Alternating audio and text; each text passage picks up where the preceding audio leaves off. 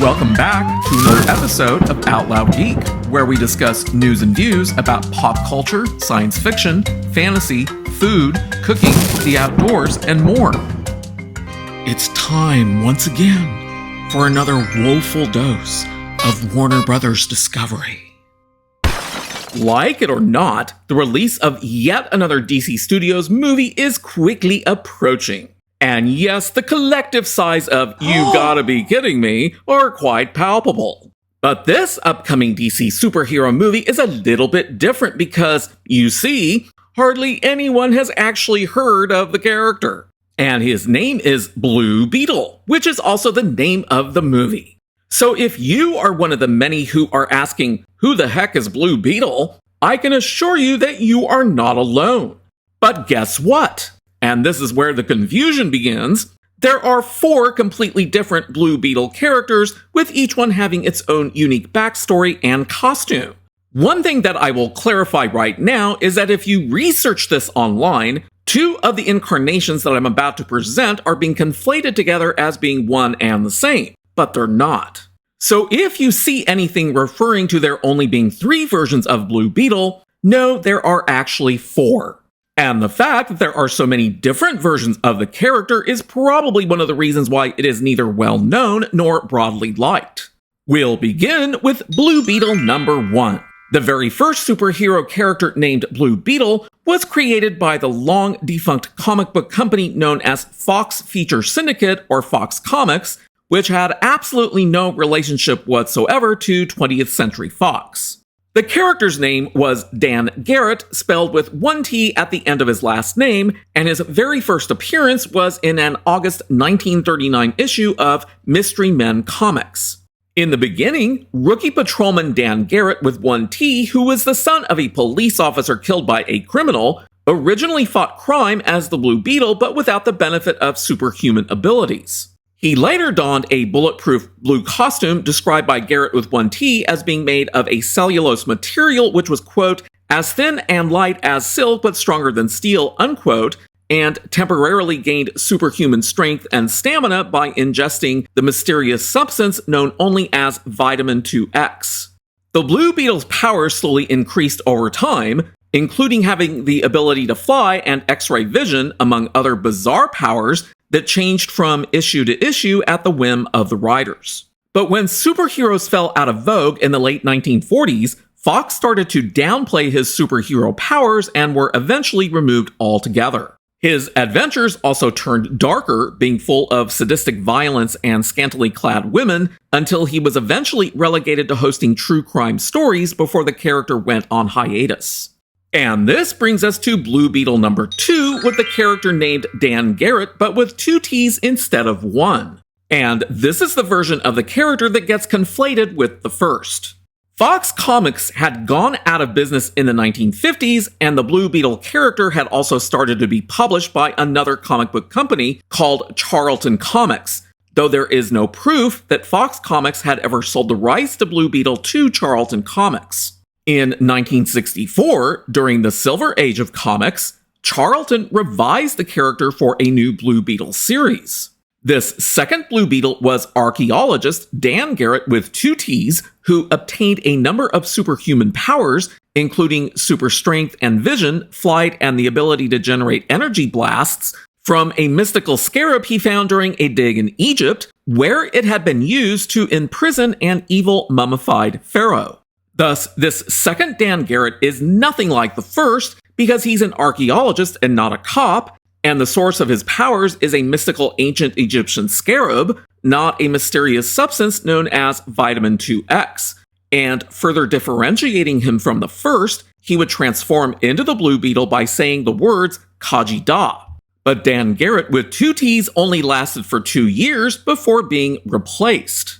The third incarnation of Blue Beetle was created in 1966 by the late well-known comic book artist Steve Ditko, whose notable works include Spider-Man, Doctor Strange, Creeper, Hawk and Dove, Mr. A, Question, Captain Atom, and Blue Beetle. This third Blue Beetle is associated with the character named Ted Kord, who was a genius-level inventor and a gifted athlete, sharing much more in common with Fox Comics' original Dan Garrett with one T than with Charlton's earlier reimagining of the character Dan Garrett with two Ts. Cord's signature equipment was his bug-shaped personal aircraft, which he entered and exited typically with a cable suspended from the cockpit.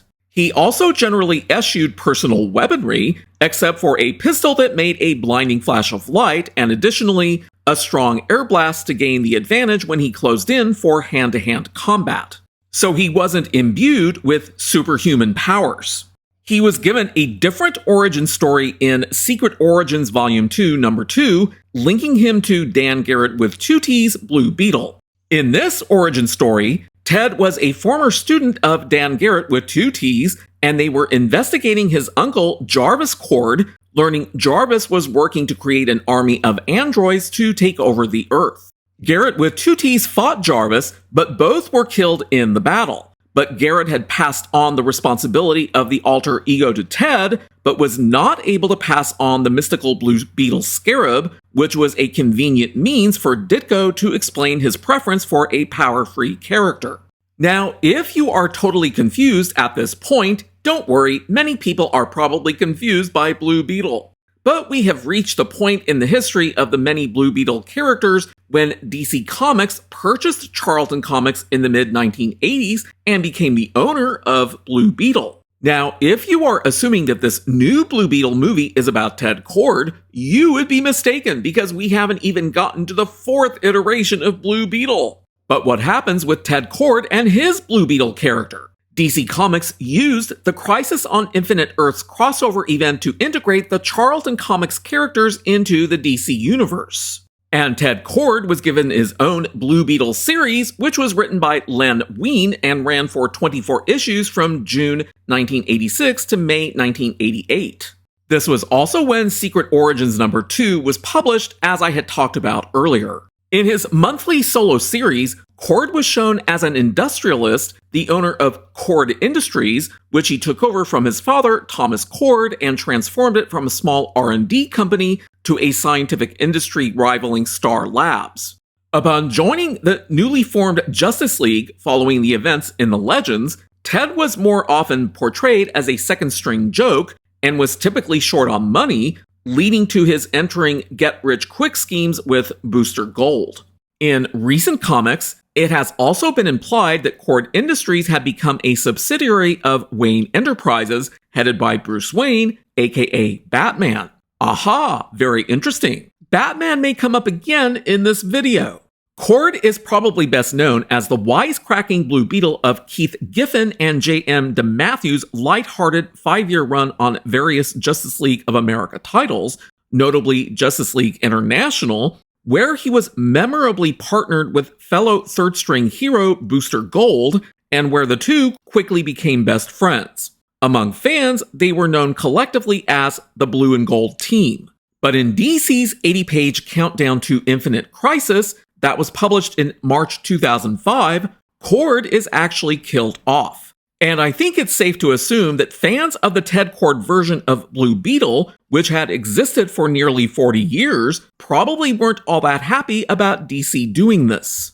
But there were also so many changes that were made to Cord's character over that 40-year period that it's hard to imagine that Blue Beetle was able to maintain a consistent fan base. But not to worry, because 11 months after Cord was killed in February 2006, DC introduced the fourth version of Blue Beetle, a Latino teenager named Jaime Reyes, and he is by far the most different from all of the previous incarnations of the character, and not just because he's Latino. So when DC introduced Jaime Reyes, they retconned and expanded upon the Blue Beetle's mythos. And as many of us know, retconning is often a bad thing to do to a long-time story. So remember the magical scarab that Blue Beetle number 2, Dan Garrett with 2 T's, found in Egypt that I had talked about earlier in the video? DC decided that that scarab was actually an alien device. So when Jaime finds it shortly after Cord's death, the scarab bonds with him and provides him with a full suit of extraterrestrial armor. Though only a teenager, Reyes quickly forms a working relationship with Cord's former teammate and best friend, Booster Gold, and is then inducted into the Teen Titans and the Justice League.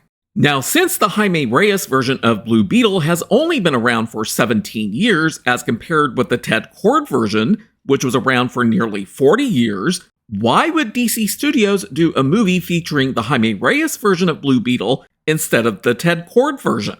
I believe that there is a simple answer for that, because Jaime Reyes is Latino. The making of the Blue Beetle movie was first announced in The Wrap back on December 1st, 2018, with Latino writer Garrett Dunnet-Alcocer hired to write the movie. His prior experience is mostly short films with the exception of one feature-length movie, none of which involves superheroes, fantasy, or science fiction. But the 2018 article from The Wrap then claimed that Garrett Dunnet-Alcocer had written Universal Pictures' 1983 movie Scarface starring Al Pacino, which I highly doubt given that Garrett Dunnet-Alcocer was born on January 1st, 1980, meaning that he was about 3 years old when Scarface was released in theaters.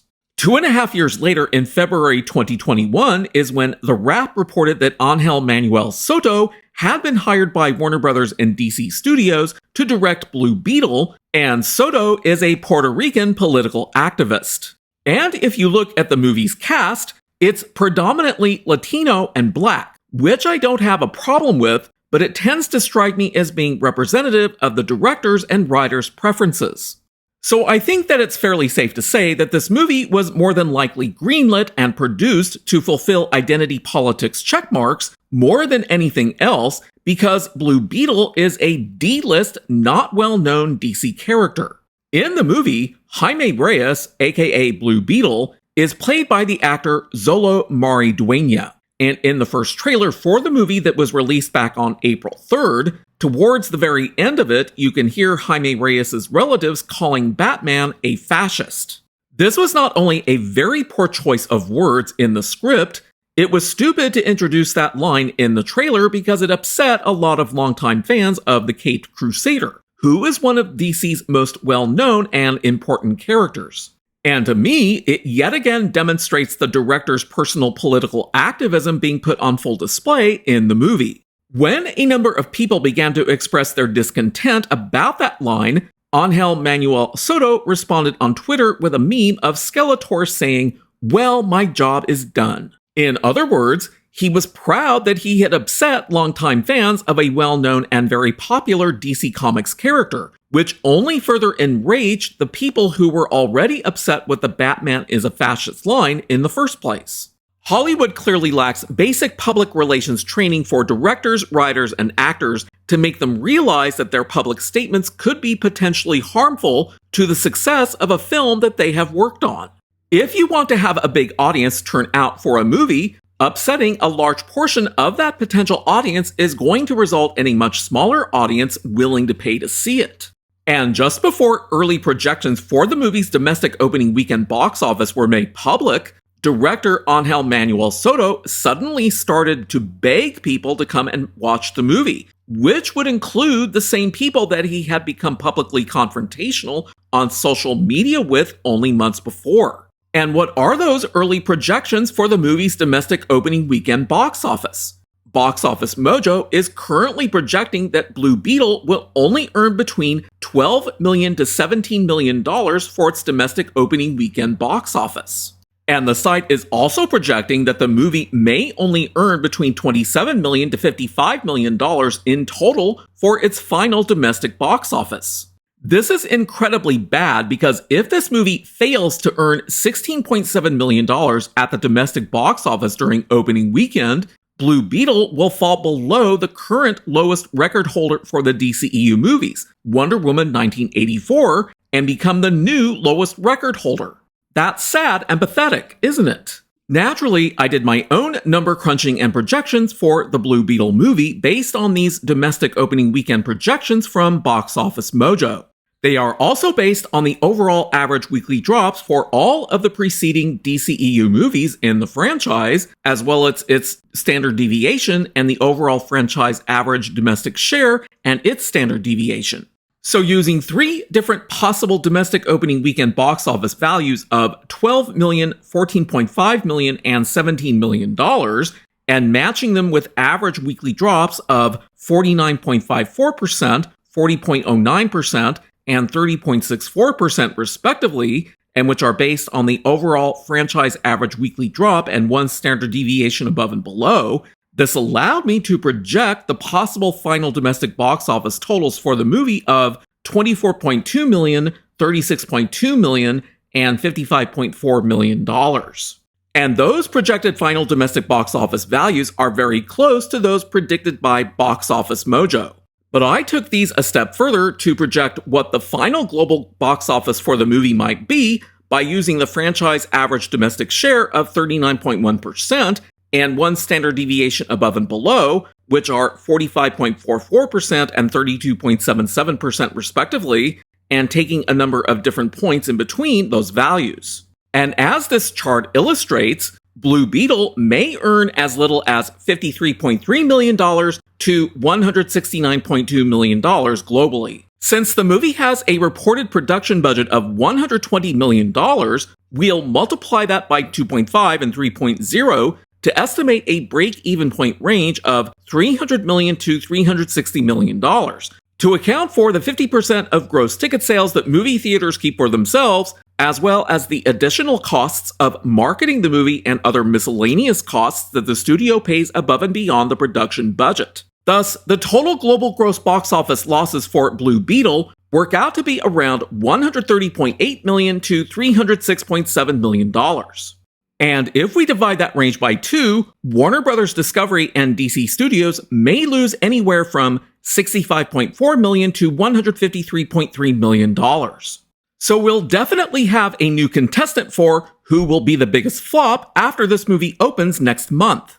So between lack of familiarity with the Blue Beetle character by the general public at large, a small fan base for the current character from the comic books thanks to the multiple, very different incarnations of the character that have existed over the years, and a political activist director, Blue Beetle doesn't have a chance of breaking even at the box office. While its final losses probably won't be as large as those for The Flash, it's going to be yet one more DC Studios flop after a long succession of multiple flops. And this is who DC Studios co-president James Gunn said in June is going to be the first character for his reimagined DCU. If you were to ask me, starting a brand new reimagined set of DC Universe movies with a D-list character that isn't broadly known or loved in a movie that's going to flop isn't particularly good, now is it? And apparently, it's supposed to be the first of a trilogy of Blue Beetle movies. If Warner Bros. Discovery and DC Studios want to lose a ton of money by making 2 more Blue Beetle movies after this first one flops next month, good luck with that. Who knows? Maybe James Gunn may be more wackadoodle than Ezra Miller. Thanks for watching today, and a huge thanks to everyone who has subscribed to our channel. We appreciate your support. If you enjoyed this video, please press the like button, and please feel free to share a comment. If you'd like to help support this channel, please press the red subscribe button, and please press the bell to receive notifications for new content. You can also find us on Facebook, Instagram, Threads, and Twitter by clicking on the links in the description. Until next time, this is Out Loud Geek.